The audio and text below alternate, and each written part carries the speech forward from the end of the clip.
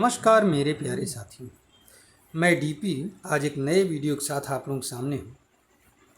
आज 1 मई 1 मई जिसको हम मज़दूर दिवस के रूप में मनाते हैं, इंटरनेशनल लेबर डे के रूप में ये दिन मनाया जाता है। आइए इसी के विषय में हम लोग कुछ चर्चा करते हैं, विचार करते हैं।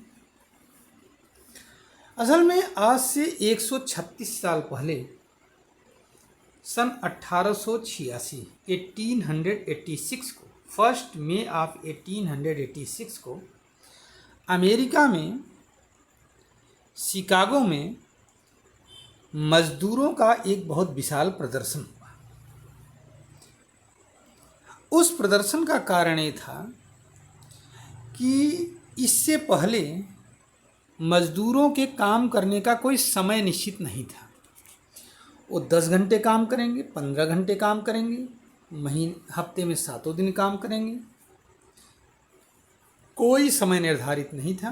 हर आदमी अपने अपने नियम से मज़दूरों से मजदूरी करवाता था।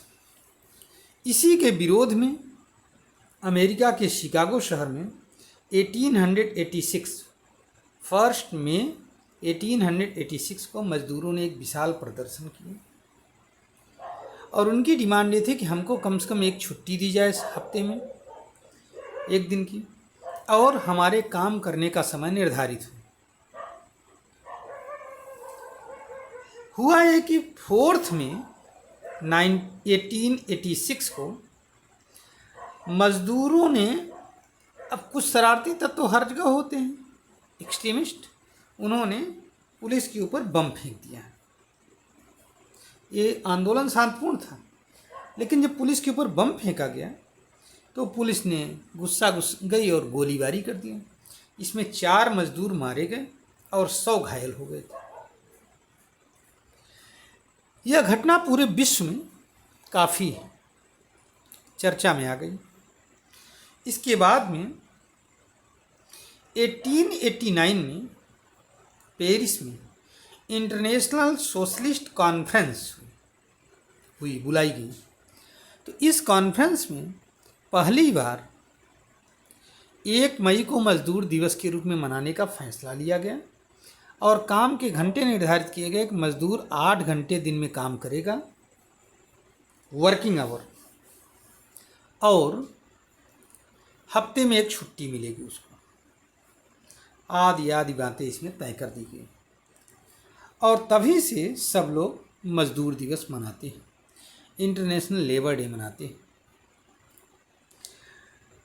भारत में ये आंदोलन चेन्नई में शुरू किया गया था 1923 में। 1 मई 1923 को लेबर किसान पार्टी ऑफ हिंदुस्तान, इसकी स्थापना हुई थी। कहाँ पर? चेन्नई, मद्रास उस समय कहा जाता था इसको। और वहीं पर शुरू में वामपंथियों का और सोशलिस्ट पार्टियों का संगठन था। अब तो खैर सभी पार्टियां मनाती हैं।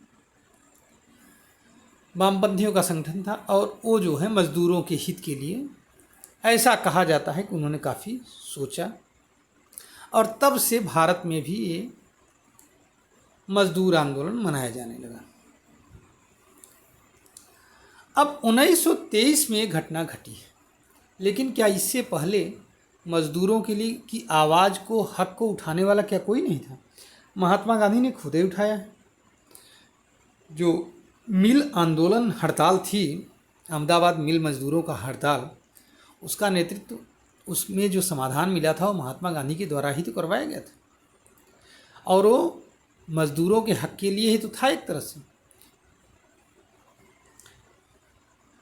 अब इस पूरे के पूरे मज़दूर दिवस को एक तरह से हाईजैक कर लिया गया कालांतर में। भारत में स्पेशली हमारा अनुभव यही कहता है, हालांकि पूरे विश्व में भी यही है, कि कम्युनिस्टों के द्वारा इसको हाईजैक किया गया। कम्युनिस्ट मज़दूरों के पुरोधा बन गए, सबसे बड़े। लेकिन वास्तविकता ये है कि कम्युनिस्टों ने मज़दूरों का जितना नुकसान किया है पूंजीवाद का विरोध करके, उतना किसी ने नहीं किया। अगर हम अपने कलकत्ते का उदाहरण लें, कलकत्ता जिसे कहा जाता है, कोलकाता भी कहा जाता है, तो किसी ज़माने में कोलकाता देश की आर्थिक राजधानी रहा करती थी। एक ज़माना था, स्वतंत्रता के आसपास की बात है, कि लोग बम्बई नहीं जाते थे, कलकत्ता ही जाते थे काम करने के लिए। उत्तर भारत का जितना मजदूर वर्ग था, उत्तर प्रदेश बिहार का, पूरा कलकत्ता जाता था और वहाँ नौकरी करता था, वहाँ बड़ी बड़ी इंडस्ट्रीज थी। लेकिन इन मजदूर आंदोलनों ने, या ये कहा जाए कि वामपंथियों के आंदोलनों ने, जो कि कालांतर में गुंडागर्दी का रूप ले लिया, अपनी जेब भरने का रूप बन गया, उन्होंने सबसे ज़्यादा कलकत्ता की इंडस्ट्रीज़ का नुकसान किया। और हालात तो ये हो गए इस विरोध के चलते कि नैनो का एक कारखाना जो सिंगूर में लगने वाला था, उसको भी इसी वामपंथियों के तर्ज पर आंदोलन करके ममता बनर्जी ने स्वयं हटवा दिया। आज भी वो ज़मीनें किसान ले नहीं पाए और वो ज़मीनें ऐसी खाली पड़ी हुई है, बेकार पड़ी हुई है। इसी तरह से ऐसी सैकड़ों कंपनियां थीं जिनको अगर ठीक से चलाया जाता तो आज इतना बड़ा वर्ग हमारा बेरोजगार न होता। लेकिन चाहे जो हो, नेतागिरी हो या जो भी हो, मैं ये नहीं कहूँगा, इन मज़दूर आंदोलनों ने बहुत नुकसान पहुँचाया इन फैक्ट्रियों को। असल में इन मज़दूर आंदोलनों की लीडरशिप में एक ऐसा वर्ग पैदा हो गया जो आराम तलब वर्ग हो गया। वो बात करता था मज़दूर की, लेकिन न तो कभी मज़दूरों का सगा हुआ और न ही जो है मालिक का सगा हुआ। वो अपनी जेब भरने में लगा रहा। बस यहीं पर गड़बड़ी आ गई इसमें, बाकी सब सही था इस आंदोलन में। अगर ये चीज़ न हुआ होता तो शायद या भारत आज एक समृद्ध देशों में होता, लेकिन नहीं हो पाया। बहुत सारे रीजन आप दे सकते हो, लेकिन उसमें से एक प्रमुख रीजन है तो कलकत्ते की बर्बादी का एक कारण मजदूर आंदोलन रहा। और बम्बई के आबाद होने का कारण, गुजरात के आबाद होने का कारण, अहमदाबाद के आबाद होने का कारण भी एक बहुत बड़ा रहा कि वहाँ मजदूर आंदोलन कम रहा। अब ये मजदूर संगठनों को डिसाइड करना है कि वो किस टाइप की प्रवृत्ति को पसंद करता है। क्या उस ऐसा आंदोलन जो पूंजीवाद पर प्रहार करते करते मालिक को ही ले बैठे और फैक्ट्री को भी गायब कर दे, या कि ऐसा आंदोलन जो मजदूरों के भी हित की बात करे और मालिक के भी हित की बात करे, फैक्ट्री को भी जीवित बचाए रखे। इसी के बीच में रास्ता ढूंढना है।